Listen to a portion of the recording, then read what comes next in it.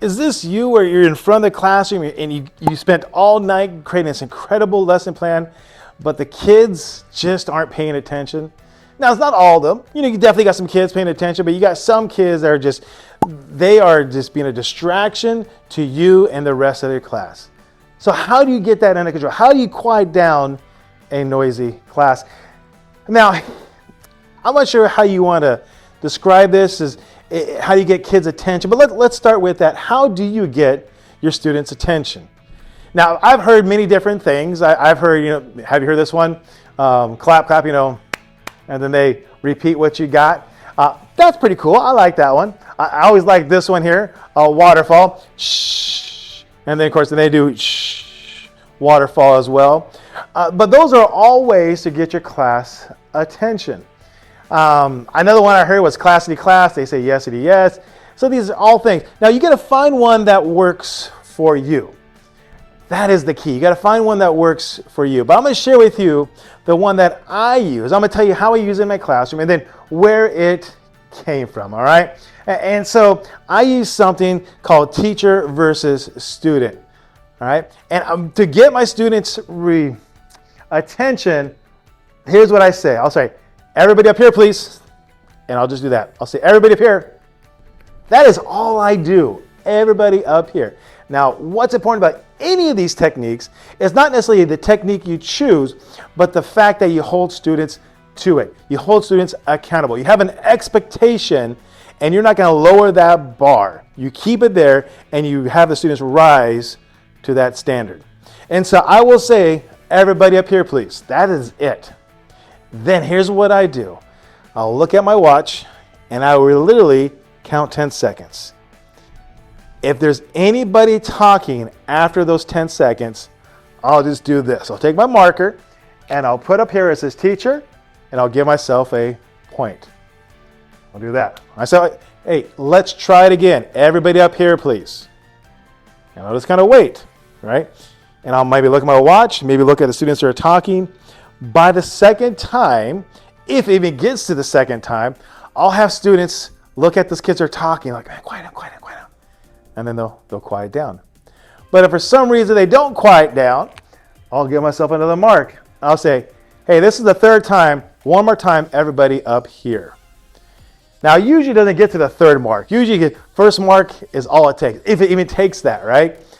But by then, I have the class's attention. I don't have to yell at students. I don't have to tell them to be quiet. I don't have to do any of that stuff. The nice thing about this is the students hold each other accountable. I set the bar up here, and I hold students accountable with that procedure, but then students hold each other accountable. But what does these points mean? Well, let me explain this to you. So where this came from, I was watching a video, and it's actually, oh man, it's called Whole Brain Teaching, I believe. It's an older video. And this college professor was teaching his class. And then he have a system called teacher versus student. And there's a lot more to the video as well. But he would basically make a game out of it, right? If students were on task, doing what they need to do, they got points.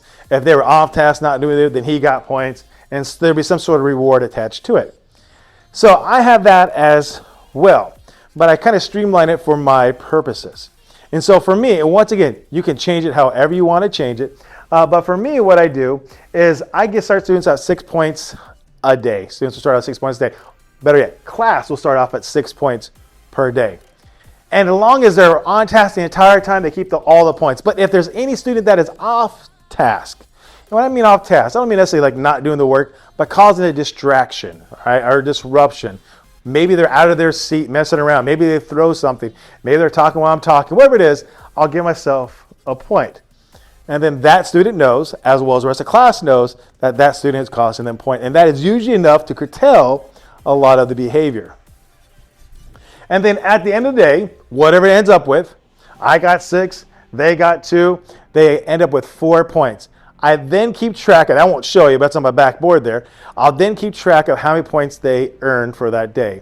And once a class gets to 50 points, then they don't have homework the next week. So what that usually translates into is about a class usually have homework about every other week, because they're usually pretty much on task. So but every other week they have homework. Now here's the thing, that is a reward I have. You can choose a reward you have. Maybe it's a movie that you're going to show them. Maybe it's popcorn that you're going to give them. Maybe it's free time, whatever else it is, you get to choose a reward. But here's the part I love. Here's it right here. This system, this game is rigged. It is rigged. I already know. I've been doing this 20-something years. I pretty much have my whole entire year planned out. I know what my homework is going to be. And I roughly have an idea when I'm going to distribute the homework. And I have homework, I have like a packet. And that packet is usually, good for once every 2 weeks. So I already know when homework's going to be out. So you can rig the system in the sense that if I know I'm not going to have homework next week, then this is awesome because it encourages kids not to having homework. I wasn't giving them homework anyways.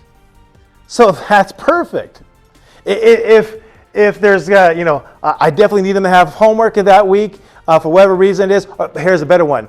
Let's say I don't want kids to have homework next week because I don't have a packet for them. And let's say that they're almost there, but to help me get there, instead of starting at 6 points, I might say this, you know what guys, you guys have been awesome this week. Instead of starting you out at 6, let's start you out 10. Let's get you towards no homework next week. And so I can manipulate the numbers a little bit to get the class where I needed to get them to be, to basically fit in line where my lesson planning is at. But the fact that I am keeping them accountable, and tracking it, and so forth, that accountability, I'm able to quiet down a noisy class very quickly.